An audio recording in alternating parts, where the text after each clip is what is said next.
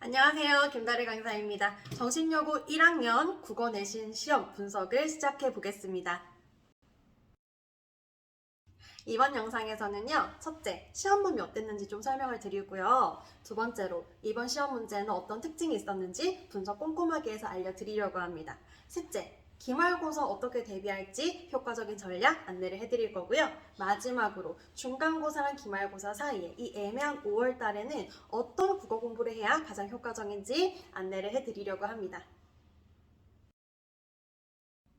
네, 시험 범위를 보시면은요, 시험 범위 너무 많았습니다. 정말 적지가 않았어요. 교과서 범위도 적지가 않은데 거기에 3월 모의고사까지 시험 범위에 들어가면서 아이들의 학습 부담이 굉장히 커졌던 상황이고요. 게다가 보통 대개는 의문의 변동이 시험 범위에 들어가면 한글 맞춤법이 시험에 안 들어간다든가 둘 중에 하나가 보통 시험에 들어가는데 이번 내신에서는 중간고사의 의문의 변동과 한글 맞춤법이 한꺼번에 시험 범위에 들어가면서 아이들 학습 부담이 굉장히 커졌던 상황이고요.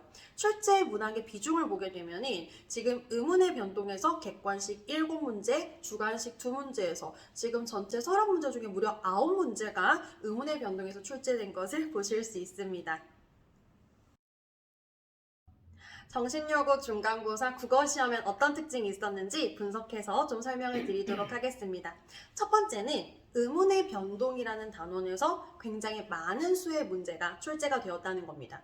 문항 수도 많았을 뿐더러 이 단원에서 어려운 문제가 많이 출제가 또 되었기 때문에 이번 중간고사에서 고득점을 받기 위해서는 의문의 변동에 대한 철저한 공부가 필요했다라는 게 첫 번째 특징일 것 같고요. 두 번째는 한글 맞춤법이라는 단원에서는 비교적 쉽게 출제가 되었습니다. 의문의 변동과 한글 맞춤법이 둘 다 문법이기 때문에 학생들이 한글 맞춤법 공부할 때 굉장한 심적 부담을 가졌어요. 그리고 학교 선생님께서도 교과서에 있지 않은 조항까지 프린트로 주셔서 학생들 학습 부담이 굉장히 높아졌었습니다. 그래서 굉장히 열심히 공부했었는데 그에 비해서 출제된 것은 좀 쉽게 비교적 무난한 수준에서 출제가 되었고요. 그 다음에 모의고사가 아까 시험 범위 들어갔다 말씀을 드렸잖아요. 근데 모의고사 범위의 시험 문제는 좀 무난한 수준에서 출제가 되었습니다. 특히 모의고사 작품이 단독으로 출제된 것이 아니라 교과서 작품과 연계되어서 출제가 되었고 문제를 풀 때 보면 내가 모의고사 공부에 대한 공부가 조금 부족했더라도 교과서 공부에 대해서 내가 좀 열심히 했더라면 답을 맞힐 수 있을 만한 문제가 다수 출제가 되었습니다. 그래서 시험 문제를 전체 쭉 보게 되면 두 가지 정도를 좀 생각해 볼 수 있는데 첫 번째는 역시 교과서에 나오는 기본 개념을 철저히 공부해야 되는구나 라는 걸 알 수 있고요. 두 번째, 이 교과서에 있는 많은 내용 중에서 중요하게 생각해야 되는 것, 열심히 공부해야 되는 것에 대한 방향성은 기출이 제시를 하고 있구나라는 걸 알 수 있었습니다. 이번 시험에서도 정신여고가 작년에도 재작년에도 그 재작년에도 중요하게 생각하던 부분이 출제하던 포인트, 함정을 파는 패턴이 그대로 유지가 되었기 때문에 기출 문제를 나침반 삼아서 공부를 해 나가는 것이 필요하겠구나라는 걸 알 수 있는 시험이었습니다. 기말고사 어떻게 효과적으로 대비할지 전략을 말씀드려보도록 하겠습니다. 앞서 말씀드렸다시피 정신여고 국어 내신은 교과서 기본 개념에 대한 철저한 학습과 함께 기출문제가 매우 중요한 학교이기 때문에 중간고사 때와 마찬가지로 아이들의 암기를 도와줄 수 있는 암기 프린트 제공과 함께 매 수업 끝날 때마다 우리 학교 기출문제로 학원에서 시험 보는 그 시스템을 계속 유지를 해 나갈 예정입니다. 그리고 기말고사에는 아이들의 암기를 조금 더 철저하게 관리하고 확인하는 그런 과정을 거치려고 지금 하고 있고요.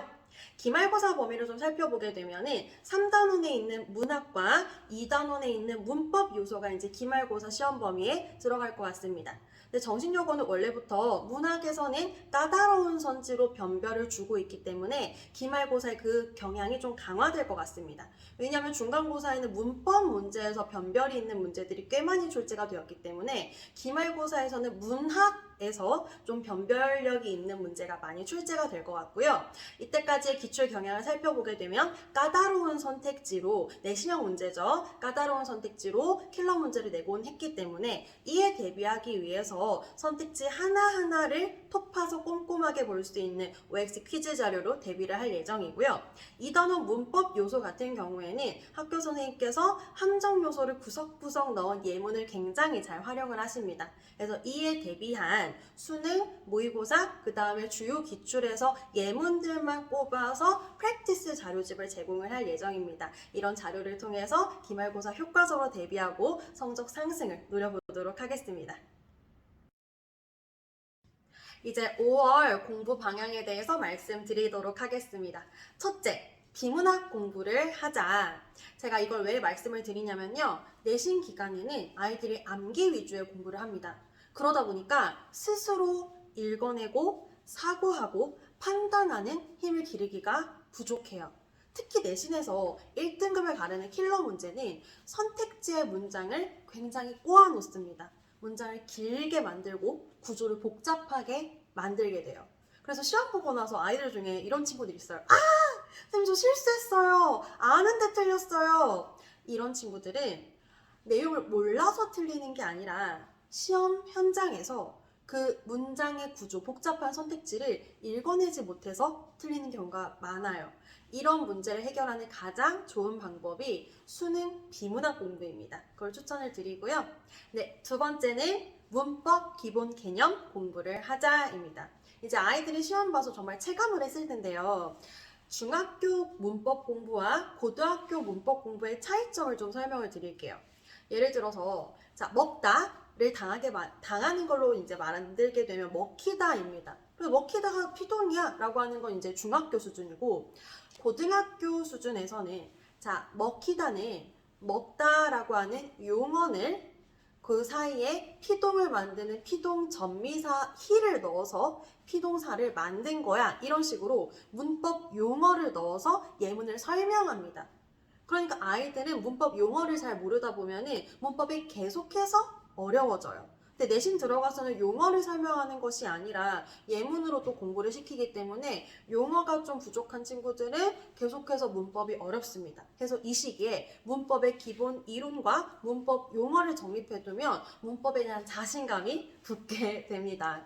자, 마지막으로는 정말 중요한 거예요. 시험지 분석 하는 거를 제가 아이들한테도 꼭 시키는데 너무너무 중요한 공부입니다. 제가 아이들한테 늘 얘기하거든요. 우리가 지금 본 시험 문제는 다음에 보지 못할 가능성이 매우 커. 시험지는 바뀔 수 있지. 근데 뭐가 안 바뀌어?